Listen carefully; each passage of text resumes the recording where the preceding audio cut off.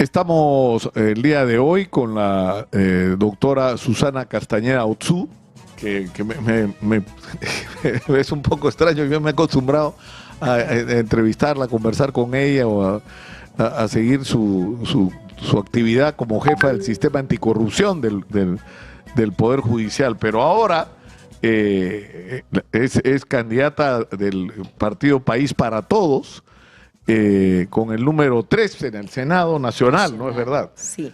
Buenos días. Gracias, Nicolás, por la entrevista y por convocarme para el día de hoy. Comencemos por este conflicto que hay con el uso de la publicidad en la franja electoral, que ha provocado que Carlos Álvarez, el candidato a la presidencia, diga que incluso podría hasta renunciar a su candidatura.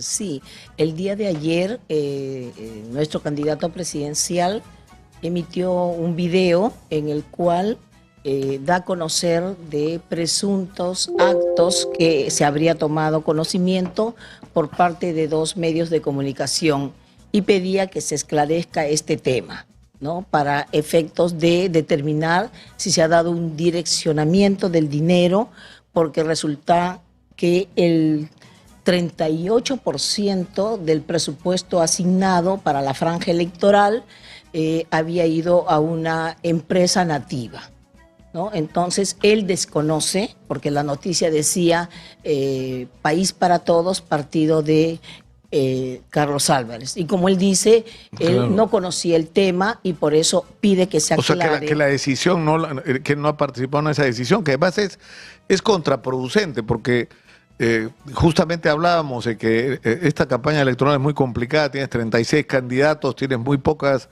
posibilidades ¿no es cierto?, de ganar espacios, y la franja electoral te ofrece una oportunidad. Entonces la idea es hacer un uso eficiente de esa franja. ¿Qué quiere decir?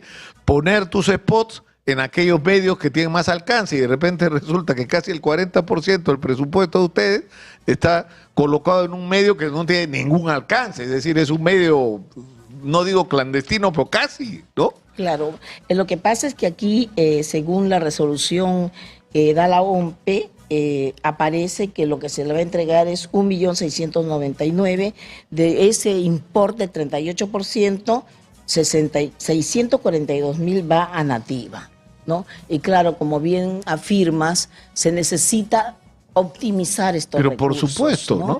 O sea, no digo porque estén exitosa, manera, pero cada sol puesto en la franja exitosa tiene mucho más valor de alcance, y no digo en otros medios de comunicación, claro, ya de la competencia, en RPP, no sé, en el Canal 4, ¿no es cierto? Y en algunos otros medios. Y mucho más en aquellos partidos políticos jóvenes, ¿no? Claro. Que no tienen financiamiento directo del Estado, porque eso lo tienen aquellos partidos que tienen representación, que ya sabemos que reciben cerca de 8 o 7 millones y pueden hacer campañas electorales totalmente diferenciadas respecto de aquellos partidos que no cuentan con el dinero. Ahora, ¿no? Usted, doctora, ha investigado mucho el tema de la corrupción, ha tomado decisiones drásticas, incluso, no sé si usted lo sabía, pero usted tenía buena fama para los buenos y mala fama para los malos. O sea, si la decisión dependía de la doctora Susana, estaba frito, si eres corrupto, ¿no? Ahora, la presunción es que hay un acto de corrupción, es decir, te pongo dinero en un medio que no tiene ningún alcance, pero parte de ese dinero que te estoy poniendo por debajo de la mesa me lo devuelves. O sea, eso es una claro, gestión corrupta, ¿no? Eso es lo que ha dado a conocer uno de los medios de comunicación, de que detrás de esas entregas de dinero presuntamente habrían coimas, ¿no? Entonces, claro, de ser así, se trata de un dinero del Estado, ¿no? Que va a ser fiscalizado por la OMP, pero que se le entrega a los partidos. Entonces, si estamos hablando de transparencia, si queremos que las cosas cambien, entonces a mí me parece legítimo que Carlos Álvarez se haya indignado, ¿no? Y que haya manifestado que esto tiene que aclararse y que si no se aclara lo que puede haber ocurrido, que esperemos que no sea nada malo, pero tiene que darse las aclaraciones respectivas, las investigaciones respectivas, él daría un paso al costado.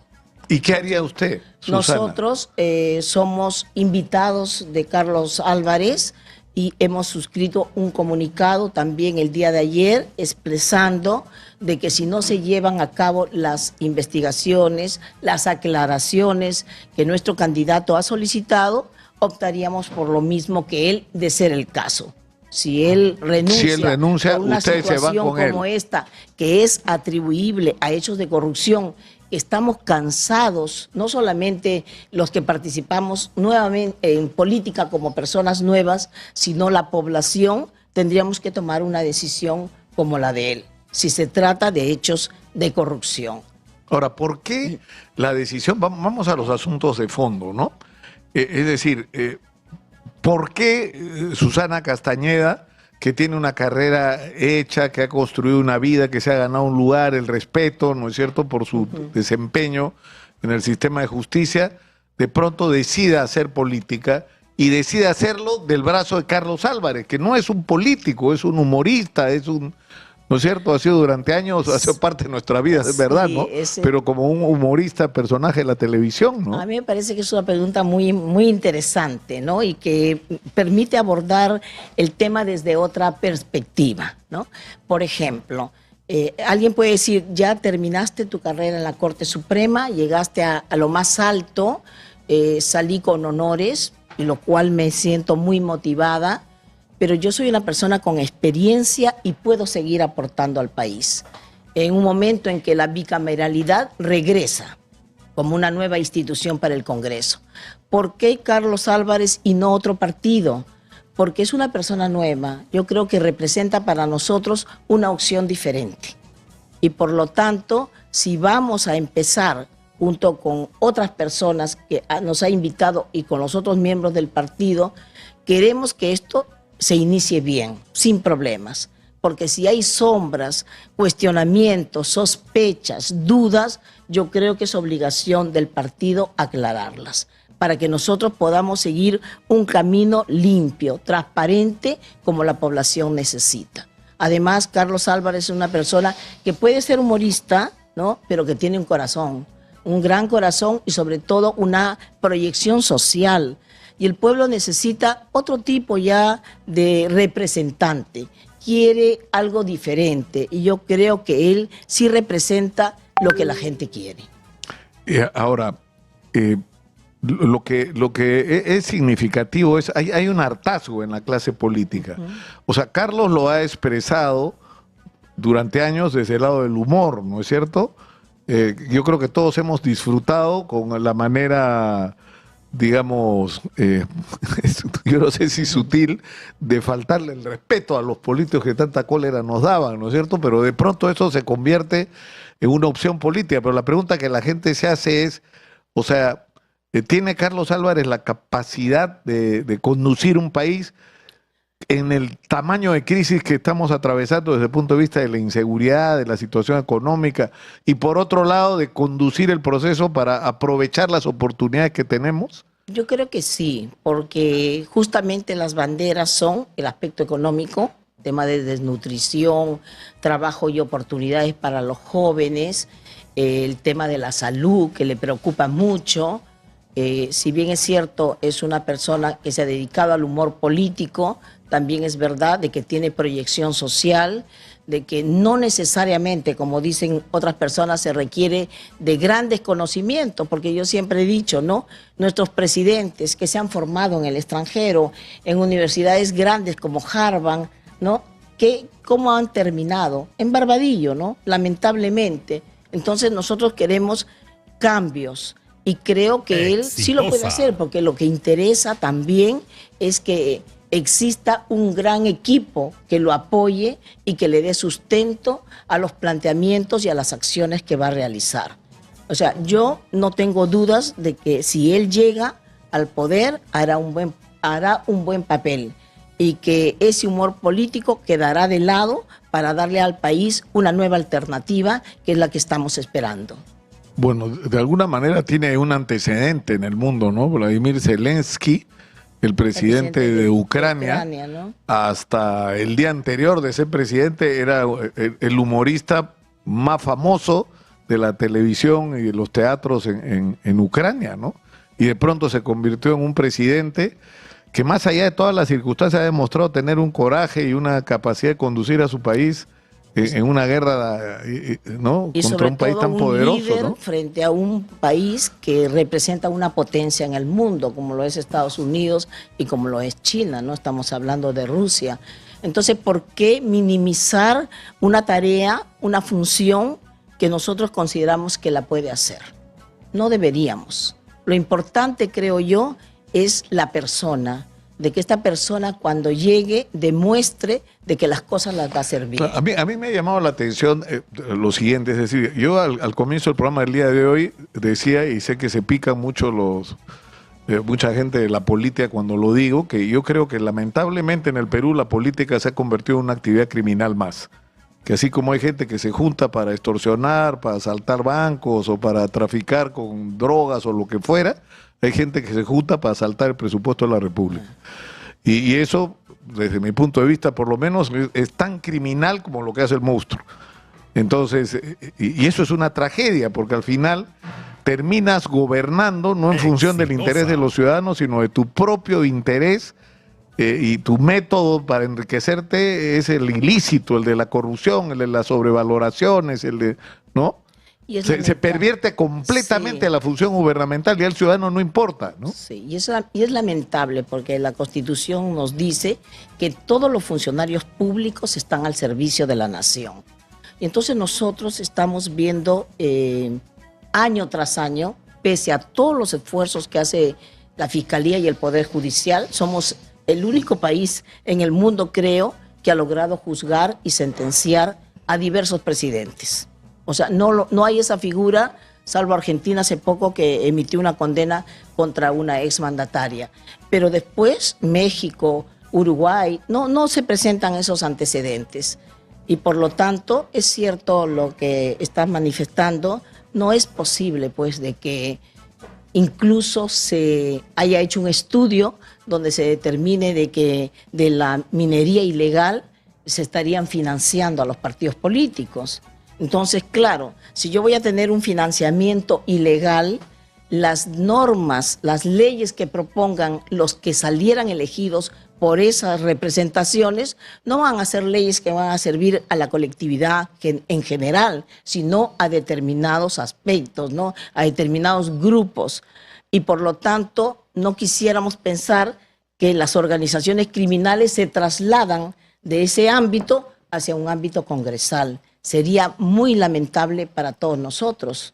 Ahora, ¿qué piensa usted, doctora Susana, del caso de Gerí, que sigue sumando, ¿no? O sea, primero la aparición de esta imagen horrorosa del presidente encapuchado con un morral entrando en la noche a un chifa y dando explicaciones después, porque no pudo negar los hechos, ¿no es cierto? Ha tenido que salir a dar explicaciones y encima miente a la hora de dar explicaciones sobre el objeto de la reunión, ¿no?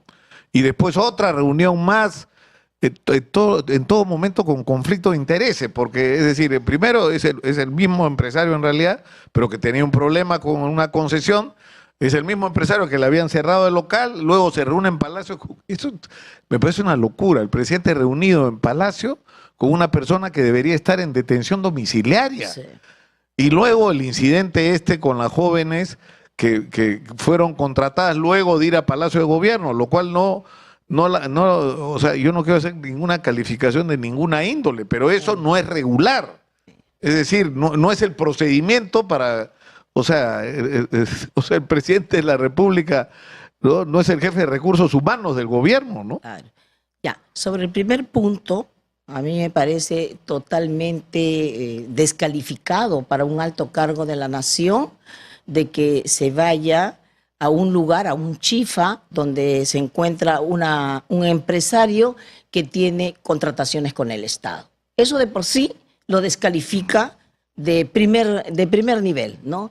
En segundo lugar, la forma en que acude, ¿no? En pleno verano, encapuchado, ¿no? Para no ser reconocido.